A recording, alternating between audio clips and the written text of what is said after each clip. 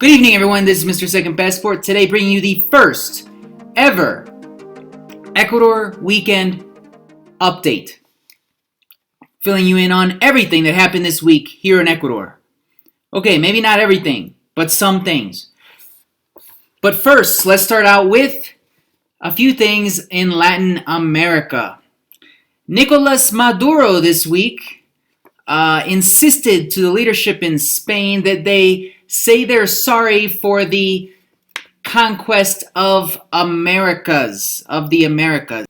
Piggybacking off the idea, Joe Biden insisted to the great-grandchildren of Hitler, who are currently 5 and 7 years old, to say they're sorry for the invasion of Poland. Also this week in Latin America, in Mexico, the first ever 100% Latin American manufactured helicopter took its inaugural flight. Let's see how it went.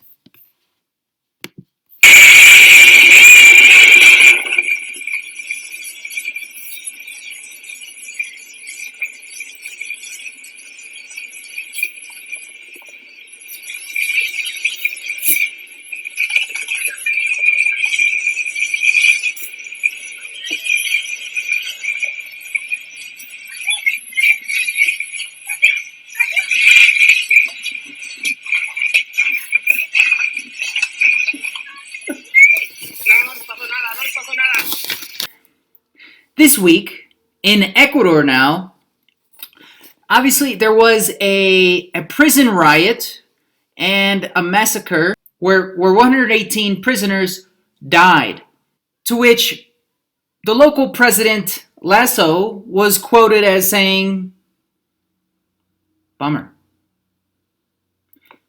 Veronica, what's for lunch? Rice and beans? Oh, my favorite."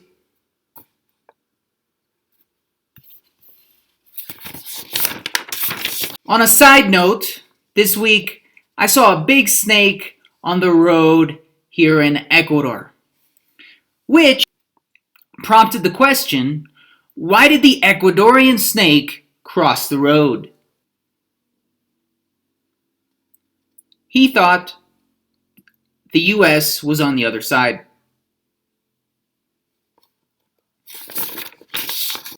Unfortunately, here in Ecuador, there is a common practice of cutting the tail off of dogs before they are sold or whatever.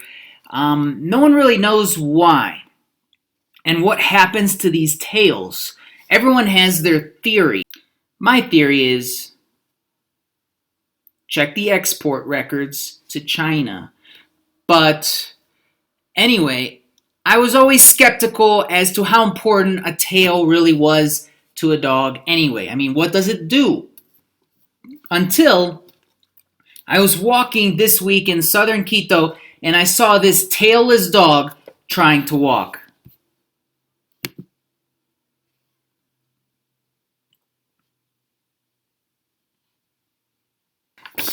This week, video was released of prisoners trying to escape the prison riots, climbing over the walls, which prompted my Ecuadorian wife to ask, why don't they just shoot them down? That's what they do in the US, just like squirrels.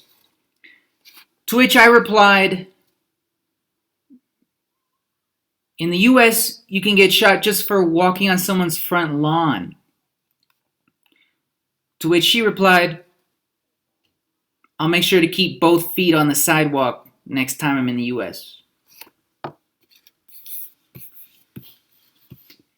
Ecuadorian drivers are rumored to be some of the best in the world. Yet when I took the local driver's ed class forcibly, because I needed a local license, I was surprised at how little parking they showed.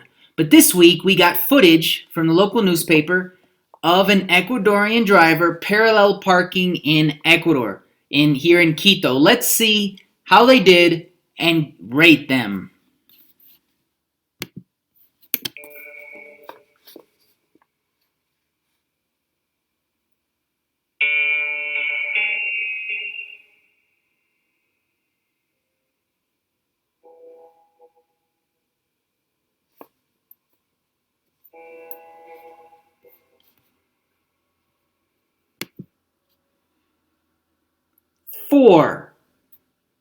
Four out of 10.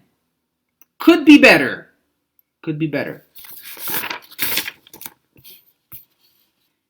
This week, the mayor of Quito, the alcalde, authorized that the local public transport can now go back to 100% capacity. What does that mean?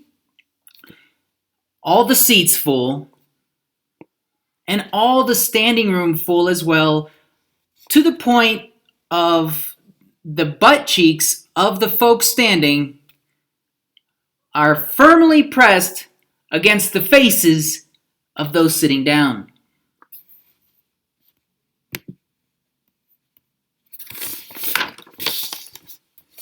Ecuador announced this week that it will apply vaccines starting the 15th of October of Pfizer and Sinovac, to kids between the ages of 5 and 11 years old. And the officials stated that if all goes well, by the end of this month, they will begin vaccinating newborns until 5 years old.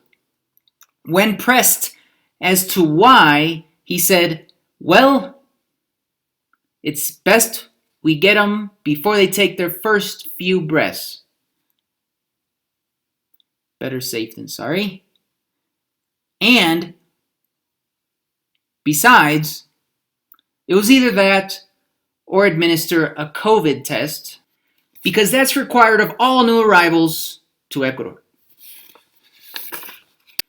An ex-military man in Quevedo, in the coastal region of Ecuador this week, was charged with an illegal money-making scheme where he was getting money from depositors and offering 90% return paid weekly.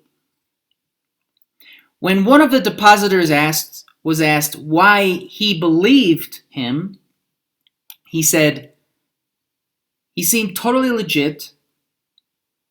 He even had a stamp and everything.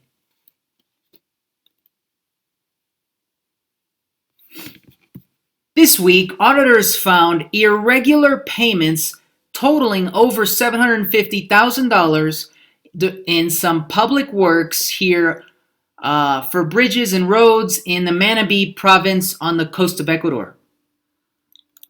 Also included in the unauthorized payments was one firstborn daughter and one goat.